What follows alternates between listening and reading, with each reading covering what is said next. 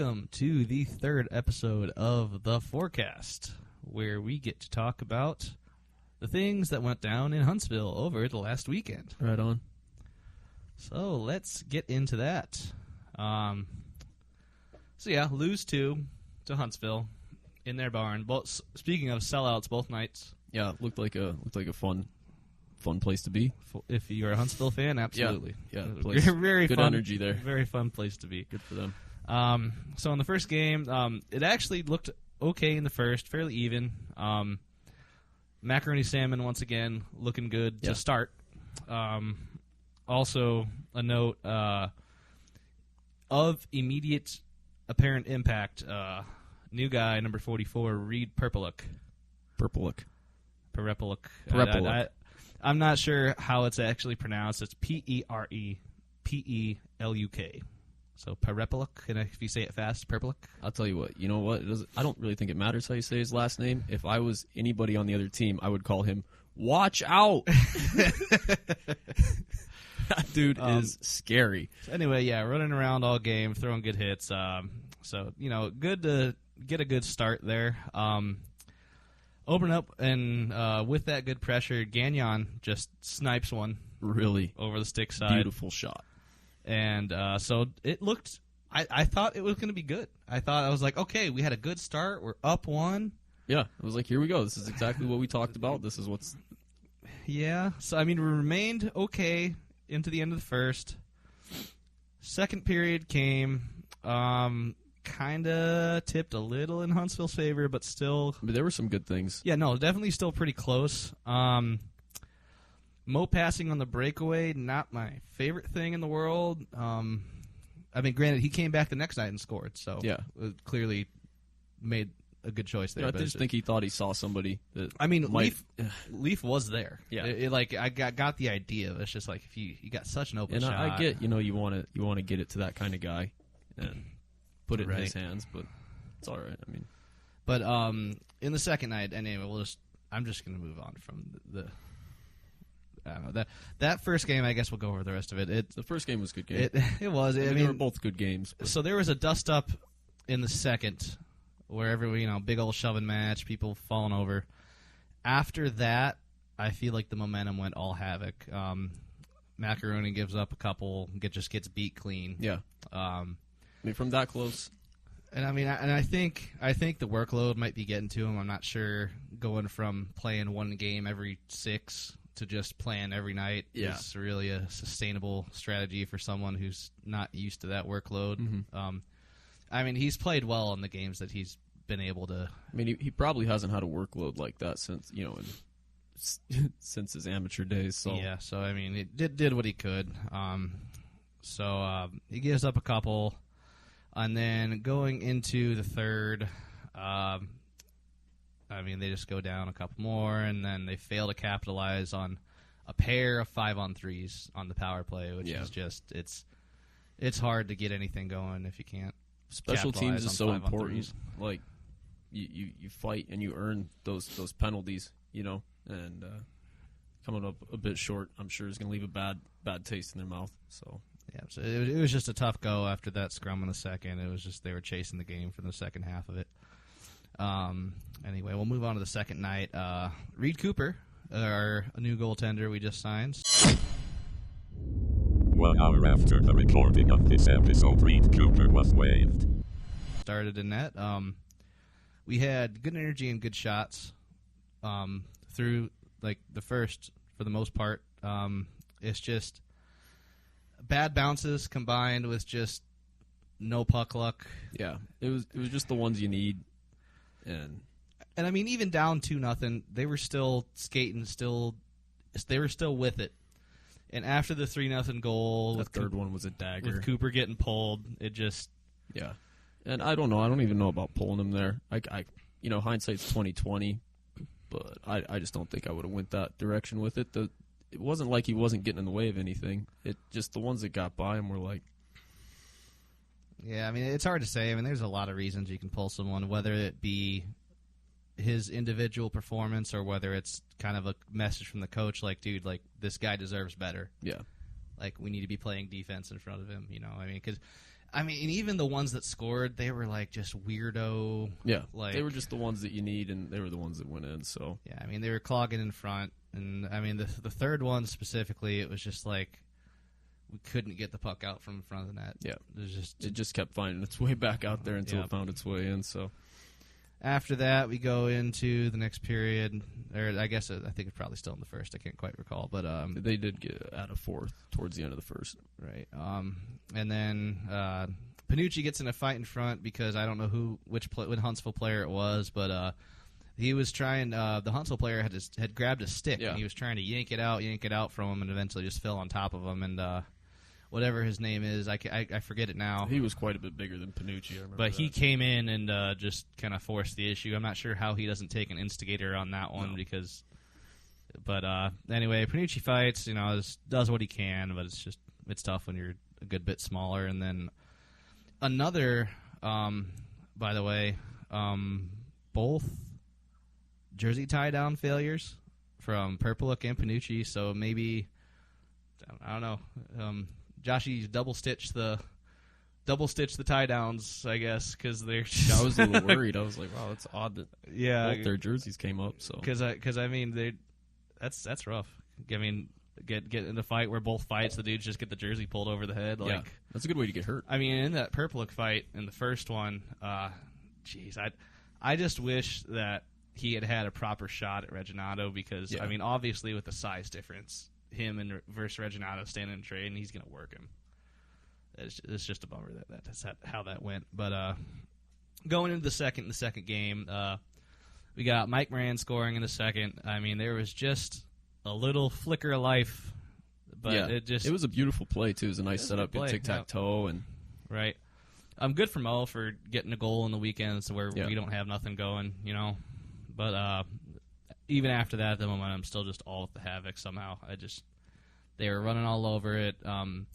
You got Perpeluk running all over the place still too, though. I did like that. Yeah.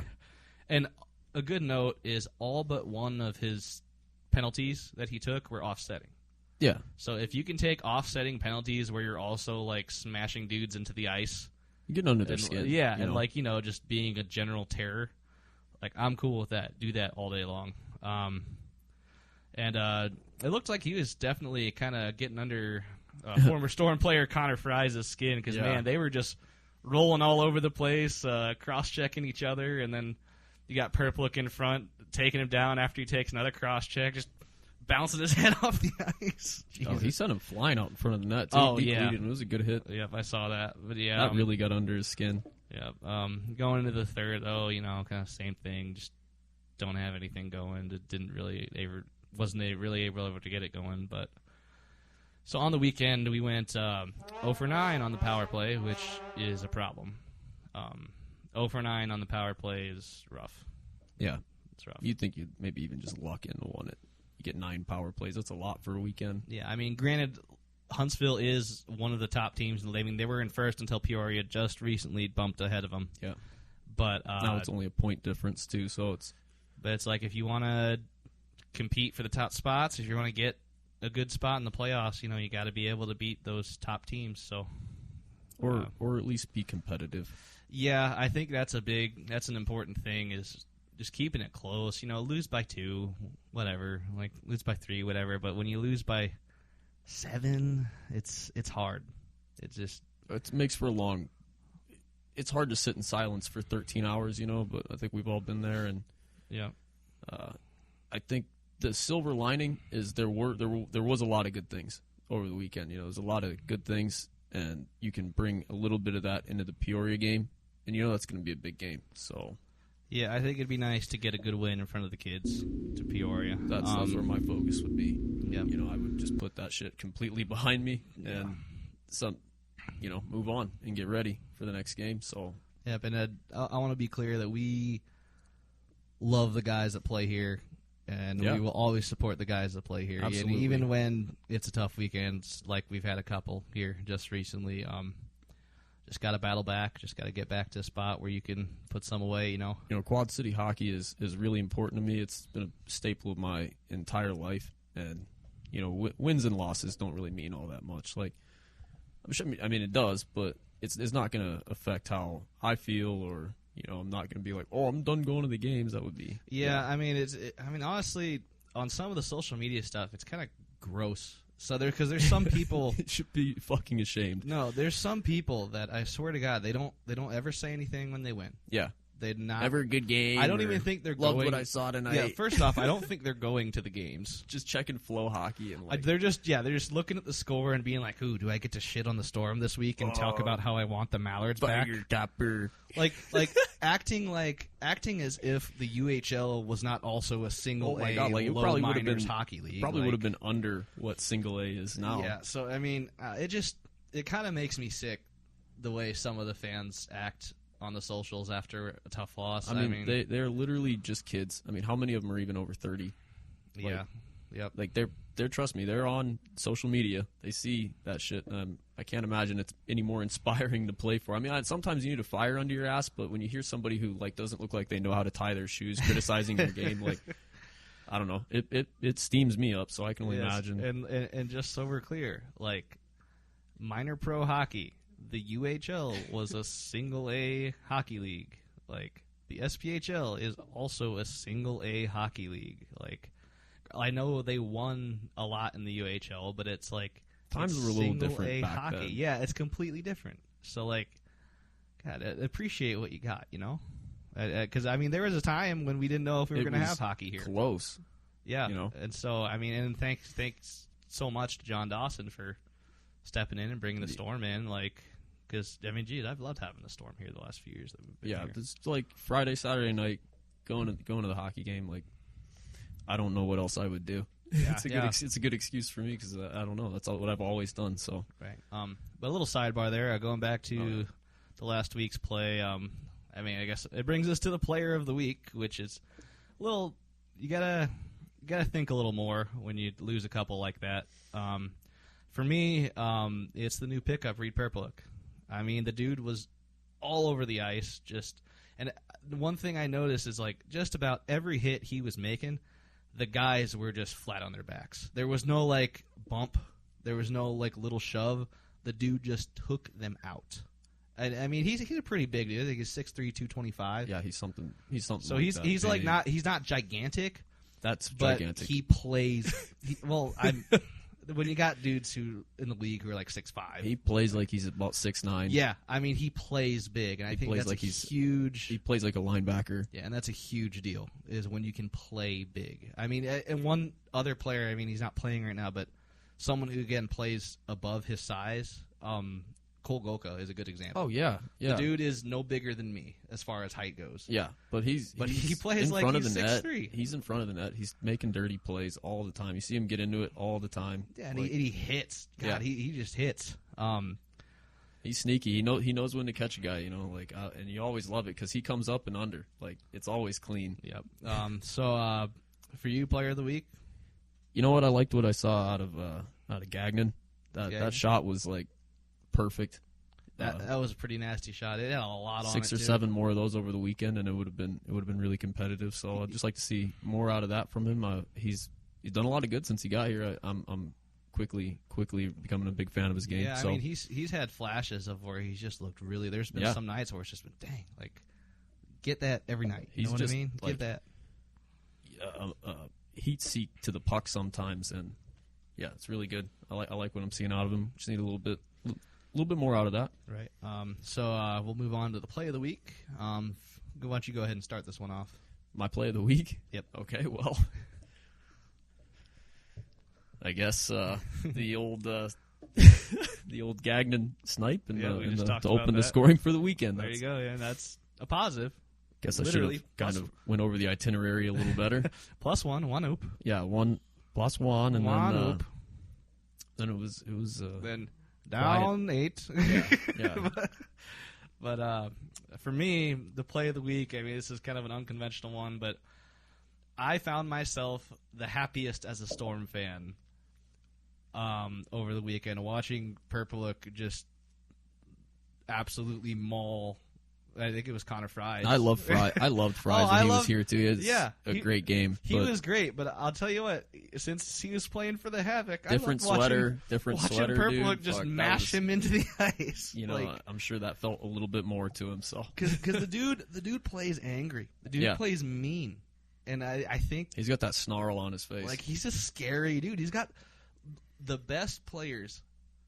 Like straight up, they got like a screw loose. Yeah, like they have something wrong with them. I think every time you go out there and you want to make a name for yourself, you play like that, you're gonna. So yeah, and I mean, if you want to be one of those good dudes, you got to kind of lose your mind from time to time. Play outside yourself. Yeah, I agree. And so I really liked that. For me, that was the play of the week. For me, is watching watching that go down. So we'll follow that up with a standings check-in. We're currently still in a playoff spot, even after losing 4 in a row. It's getting tight. It's getting tight down there at the bottom. I mean, it's we trade off. We win 5 in a row, lose 4 in a row. Very streaky. We touched on that week 1. Yep. Streaky. We're currently 2 points behind Evansville, who's played the same game. So that's really who we're chasing now. And 2 points ahead of Macon and Pensacola. Yep. Macon has played one more game than us, but they're only 2 points back, so they're knocking on the door. And we'll get a chance to touch more on this, but Birmingham is coming to town, and they're only 2 points ahead, too. That's true. Yep. So, yeah, definitely got to start winning a few here if you want to stay in the playoffs. This could be a big weekend. Yep. So we'll check in on the roster changes that went down over the last bit before this weekend. Obviously, we added Reed Perpeluk, who we claimed off waivers from Roanoke. And, I mean, I guess, technically speaking, we didn't claim him off waivers. Or, wait, did we? No, we did claim him off waivers. Reed Cooper, we did not claim off waivers. He was waived by Evansville, and then we signed him to a contract. So, I don't know. So he cleared waivers. Yeah. I don't know the specifics of that, but so Reed Cooper was an ad. Perpeluk was an ad. Notably absent again, Huddy, who again I think is just because he's got a family here that he can't make the really long road trips like that. Missed his presence though. Yeah, definitely has been missing some of that physicality the last few games. And then added to the IR recently, Dom Dumas was added to the 14-day, and then Brett Moran was added to the 14-day IR.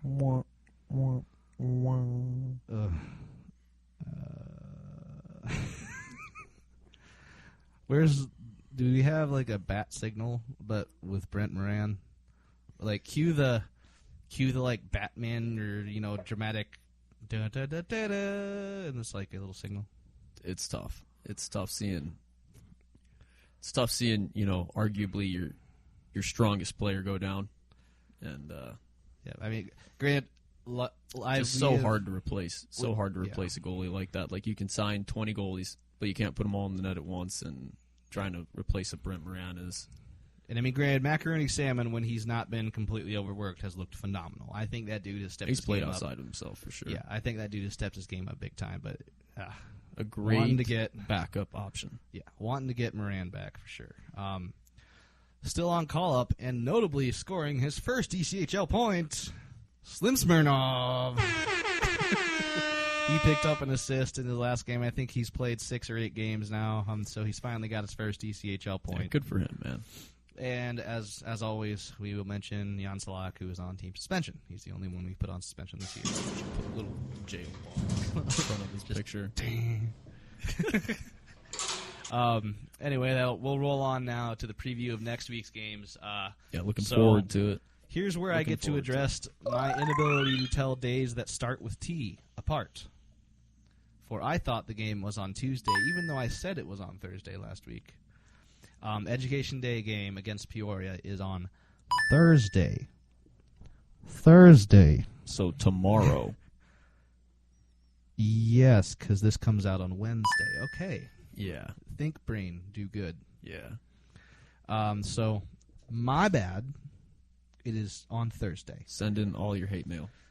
But we already went over most of what we need to go over in that game. I mean, it's kind of a game you really want to win because you're on a tough streak here. You're gonna have a huge crowd, a bunch of kids. Like, put on a good show. You could be 40 points out of the playoffs, and this game is always going to be big. Yeah, like so. Got probably a rivalry game. 5,000 kids. You just fucking hate these guys. It's time to kick him in the shin. Yep. So anyway, we got them on Thursday, and then we have Friday, Saturday against the Birmingham Bulls. And let's take a look at what Birmingham brings to the table. They are 4-6 in their last 10. You have Carson Rose as their leading scorer, who has 26 points and 18 goals in 22 games, so pretty good. Scoring at a high clip. Yep, over a point per game. Their goalies are Hayden Stewart and Austin Lotz. Looks like Stewart's presumably their starter. He's got a 2.82 and a 9.12. He can steal games, though. So he's looking pretty all right this year. A little bit of a higher GAA, but the 9.12 is, again, pretty solid. Also recently activated for the Bulls is Drake Glover, who is their third leading scorer. I mean, it's always good that a guy's not hurt and coming back. But yeah, Right. he can be pretty nasty. He's got a great shot. He can be a little pesky. So Yep. So, and then notably absent, no Tobias Ochik. Son of famed enforcer Gino Ochik. Or is it son or cousin? I think it's son. Pretty sure. relative. Relative of Familial. Gino Ochik. There was a time, because he was recently put on waivers, I believe, and got picked up by the Bulls. There's a time where I was like, man, it might be kind of nifty to pick him up as us. So he won't be there. He's on IR. So maybe a good thing for us. What's Reed gonna do? Reed will find something to do. We'll follow that up with a little check-in before the predictions of the Nostradamus numbers. I don't want to talk the Nostradamus numbers anymore. It's not fun. So currently, I said it before. I'll say it again. I don't like being right about us losing. I don't like that. Don't fucking predict it. Well, I like having numbers go positive. Anyway, I'm currently in the lead at 2-0 to my buddy AJ over here. Boo. Cheating. So for me, I don't see, they gotta win that Thursday game. That Education Day game. I'm saying they win that game Oh yeah, because it's a bunch of kids. it's gonna be a close one. It's gonna be tight. There's been fun. a tough skid. I think they might win that game, and I think they might take Friday too. 3 games in 3 days is tough, especially Yeah, no after shit. going on a long road trip the week before. Maybe we drop Saturday. I don't know, but predictions. Close one in the Peoria game. Gonna win it. Then gonna use all of that momentum from a big win against first place team. Take the next 2 at home. There you go. AJ continues his streak of predicting nothing but wins. Look, I would love Heard it for here first. AJ to all of a sudden get a bunch of points in the Nostradamus numbers Yeah, because that it's means coming. we win. So It's coming. we'll follow that up for this week's keys to the games. For me, the keys to the games are going to be 1, we need to get the power play going. 0 for 9 over a weekend is not great. We need to get those numbers up. We need to start putting them away when we have the main advantage. Number 2 is to tighten up the D. I mean, that's kind of self-explanatory after losing by 7. We gotta tighten the D up. And then the third, kind of just going in of the good things that we saw over the last weekend. Play mean and play angry. Like, show us that you're pissed off that we've lost 4 in a row. Yeah. Like, go Have some out fire. there and play with an edge. For you, keys to the game this coming weekend. Obviously, special teams. Never been a strong suit of the team, but never been the weak end of the team either. So it's time to focus back on special teams. Then you need the 3 Ps: passing, possession, and well-placed shots. You can do those 3 things because you're not playing in front of a goalie as strong as Moran. So puck possession becomes all that more critical. You need to have more possession time in the offensive zone, well-placed shots as well. Right. Okay. So following up those keys to the game with our player to watch for the weekend, why don't you go ahead and open it up? Well, I'm going to take this one from you and go with Reed Purpleluck. Guy's nasty. Like, if he had like the old linebacker shoulder pads with the neck roll, I think it'd be perfect. His point would be made. That somehow, like, that's very fitting in my brain. He's interesting to watch, and I can't wait for him to bring the body, and then I bet he might get one too. Wouldn't that be crazy? Yep. Well, I mean, he had a post Yeah. in the game where he literally he's got a huge shot. Yeah, it clanged off the post. He even circled around. The light went off. He kind of reminds me of the tough kid from the Mighty Ducks. I can't remember his name, but you know the kid with the huge slap shot and the big dude. Yeah, with the long hair. Yeah. Yep. I'll insert the name of that kid here. It's been a while since I've seen the Mighty Ducks. But yeah, for me, player to watch also, Reed Perplick, Perry. Let's. I mean, you said it all. He's just a nasty, nasty player. Dude goes out there just it's terrifying. Especially against Peoria, you know. I don't know if Trudell's going to be back or not, but yeah, I'm not sure if he's back yet or not. I know he was on IR for a bit. I haven't checked. I doubt it. But it will be nice to see what happens with Peoria with him out there. So that brings us to our social media questions, which I believe you have right over there. All right, so social media questions. We got just a pair because your boy forgot to post it until last night at 2 in the morning. So here we go. That's today. From our biggest fan and best friend, Wade Lovin. Who? Happy birthday, by the way. Oh, happy birthday, Wade. If Cole Golka was healthy and playing alongside of Matson, Parrish, and Witzke the full year, would Storm be a top 5 team, or is the defense and special teams holding back the Storm too much for him to make that much of a difference in the point standings? For me, I think it might make a bit of a difference. I mean, obviously, Cole Golka is a high-level player. Dude's been here for a long time and is very good. And when him, Parrish, and Matson were rolling together, they were just putting them away like nobody's business. Yeah, they were 3 of the top 5 at one point. Yep. Early on. And then, so would we be a top 5 team, or is defense and special teams holding us back? I mean, I think part of the special teams is Golka not being in, so that might be something that's impacting it. And then, I don't know, the defense has been a cause for concern the last few. But again, this team is streaky, so it's like sometimes it just doesn't work out. Sometimes we put 10 away in a weekend. It's really hard to say. For me, I think with Golka in, maybe we're at 6 as opposed to 8 right now. Maybe. Yeah. I don't know. One guy should never make that much of a difference. Right. You know, especially if you're playing in a good system. Guys are going to roll in and out of. Guys are going to come in and out of the same role. So I don't think it makes that big of a difference, but places it does help is putting bums in seats. He's a fan favorite. He always brings good energy to the ice. He's fun to watch. So been missing that. Yeah, I mean, does it make an incredible standings difference? One guy. Right, and I spoke with Cole a bunch. I mean, Cole's one of the nicest players you can meet. Dude's awesome. So hopefully we get him back here soon. I know seeing him recently, he was still using the one crutch, so probably a while out. But so hopefully he heals up here soon. Following that up with another question from Wade: does the Storm have another coaching problem, or is one season too early to judge that fully? For me, it's really hard to say. I mean, it's very strange and very high-low with how streaky the team's been on what the issue is really that causes the just all of a sudden outstanding play and then dropping the same number of games. I think that we gave Chesy 5 seasons. So, and I mean, granted, the last 2 of those probably, maybe shouldn't have happened. But, so I think Topper should get at least 2. Oh, yeah. Well, I would at what point is it so critical that you need another coach? This is not the NHL. There are not fish jumping into the boat.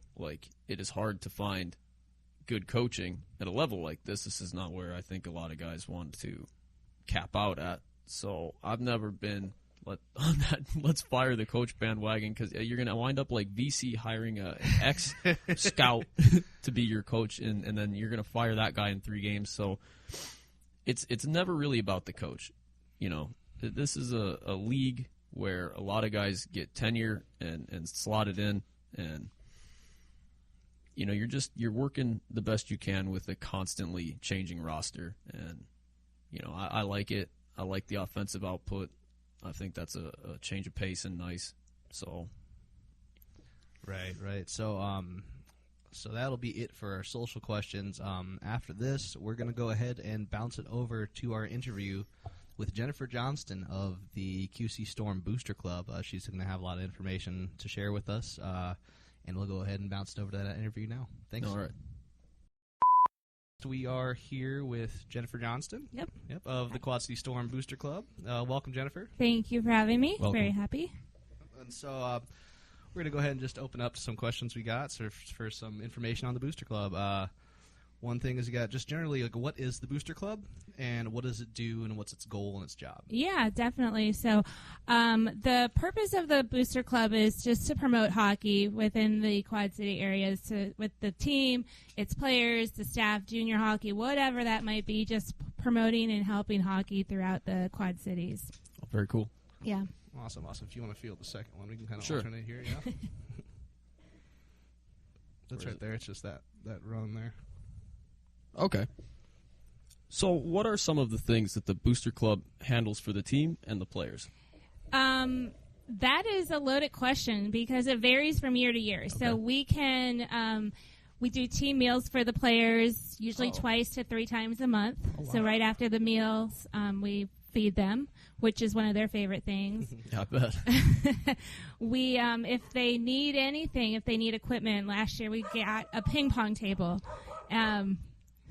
So that was something that de-stressed them, I guess. So we got them a ping pong table and Nice. the paddles. That was a big debate. There you Like, go. do we get them ping pong table and then next year do the paddles? No, we did the ping pong table and paddles.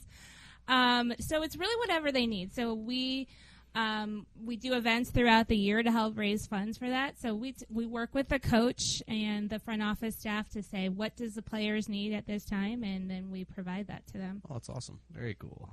So as far as the fan base goes, so what does it cost to join the club, and what are the benefits of joining the club? Sure. So it's $20 for an individual for a year, or $30 for a family, and that's any size family. So if you have a family of 5, it's $30. So Right.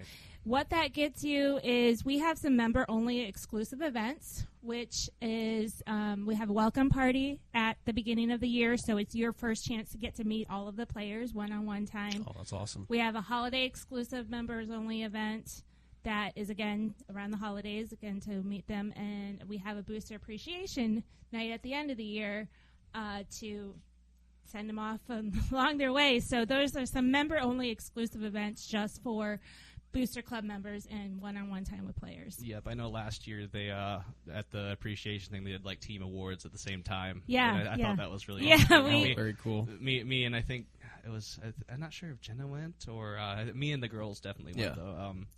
And it was a lot of fun seeing cool, the team awards cool. and just meeting up with players and stuff. We try to make it a little fun, not just like most scores or most hits or anything like that. Something fun, like who got to a better team from Peoria. This No, I guy, recall that, So yeah. it Okay. was just something fun to kind of wrap up the season and have fun.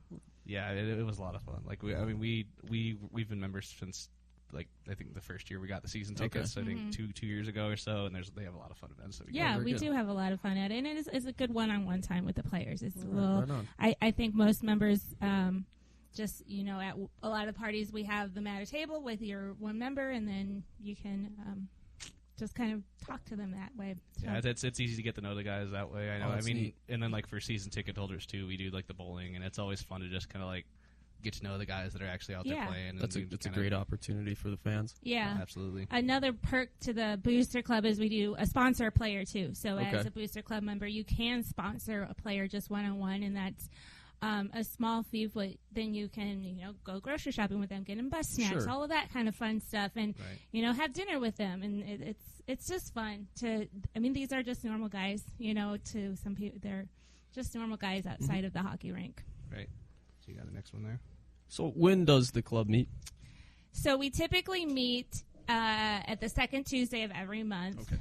Skipping December because that's everybody's really busy month, Yeah, because usually it's the makes second sense. Tuesday of every month. It is typically at the Vibrant Arena in one of the meeting rooms. And so, everybody who's a member is welcome to join. We kind of talk about what's going on, upcoming events, where the club sits. Right. And then so to get membership, I know that you guys have a website, right? Yep, we have a website, QC or Boost. I wrote it down. QCStormBC.com. Right, I'll edit it in up here for people who are interested. And then I know there's also, like, as far as, like, the structure of the club goes, I know there's some positions that people hold. You know what all those are? Yep, so I'm the president, and then I have a vice president, a treasurer, and a secretary. And then as the membership grows, we have members at large. So as the club grows, we have to add more members at large. And then we have events, chairs, and stuff. So kind of my core group, we kind of are heading it all up, and then people below us, yeah. Right. And then, so I guess following that up here, because that was just kind of when I came off the top. Sure. So right now, as far as for members and non-members, I guess, too, what's the club in need of most from the fan base and supporters? We always, and I say this just because we came off 2 long road trips, we always need bus snacks, you know. Right. So we have a whole committee providing bus snacks for the boys. So as much as a sponsor player does, we also do the same thing. We provide them bottles of water, protein, bars, you know, anything that they might need for those bus snacks. And yes, and we had 2 long road trips back to back. So we kind of depleted a lot of our accounts. So always donations for that is good. We're always looking for sponsorships. So any of our events, if you're a small local business and you want to just have some tie with the club, we can use sponsorships for whatever. Donations like team meals. Everything we usually do is donate it. So these are hardworking from our events committee and food or team meal committee. All of it is really donated. You know, their time, their money, they're going to the store, buying all that food and stuff. So any kind of donations is always greatly appreciated. Right. So, and I guess this is another one out of left field. I know in the past we've had, like, just kind of, like, I know one year, like, they were running some auctions or something, and I had donated, like, game use sticks to be auctioned off in support of the Booster Club. So can you guys still accept things? 100%. So at our events, we also do, you know, raffle items or baskets and stuff. So just, again, to raise more money. So as those items, if people are willing to donate them, we'll put them in a basket, we'll raffle them off, whatever that might be, and then we can use them for sure at events. And we try to make things go as far as we can, for sure. Right. Where can people find more information on joining the club? Well, we are typically we'll have a game day table, usually once every other month or something. We know we have one coming up here, I think, for Country Night. Country Night is when we're going to be there. You can go on the website. That one is always, you can sign up right there from the website, and or up there in the up here. Or I'm always around. I'm a season ticket holder too, so I'm always bouncing around. So stop me. I love answering any of those questions that people have for it. So obviously. Yep. So stop me and say, hey, what do I need to do? And we can hook you up with that. Easiest is online. You can do that anywhere.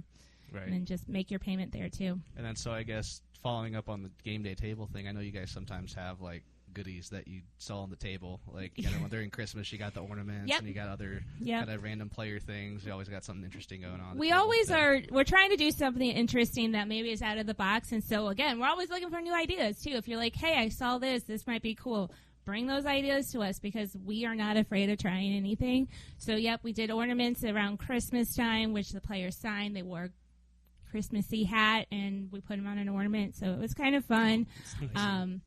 Just a different way, it's something different to get out there. I mean, anybody, you don't have to be a Booster Club member to buy them. Anybody can buy them, and then all that money just then goes back to the club. Right, that's awesome. Yeah, and then so I guess now that we made it through that, if you got anything else you'd like to share? Yeah, so we have a couple events coming up. Our biggest fundraiser is coming up is a spaghetti dinner. Ooh. It is March 12th, I want to say. It's a Tuesday. And we can put probably a QR code here to scan tickets, to buy your tickets. This is one of our bigger events. It's going to be at the Stern Beverage Center.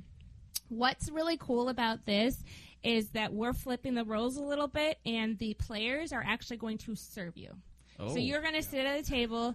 The players will bring you your spaghetti. They'll bring you your drinks. They'll put your Parmesan on your spaghetti, anything like that. So it'll be a lot of fun to do, kind of flipping the role for them. So we're always there supporting them. Now we're kind of flipping the role and having them They'll wait be on us. assisting us. Yes, yes, and so it's a fun one for us to do for sure because and this one is actually open to everybody. This is not only Booster Club members, so this is one that we use. We open up to everybody to promote and get people in and to interact with the players. So that one is our one of our bigger ones coming up. We're throwing around the idea of doing some skating with the storm, so we haven't finalized all those details, but that one is coming up as well. And then Booster Appreciation then will be not the end of the season, it's just the end of the regular season. Right. So those are the main ones that we have coming up, and then really we hit the ground running in May, planning out for next year because we'll be there before we know it. Yeah. A lot of off-season prep. A lot, yes.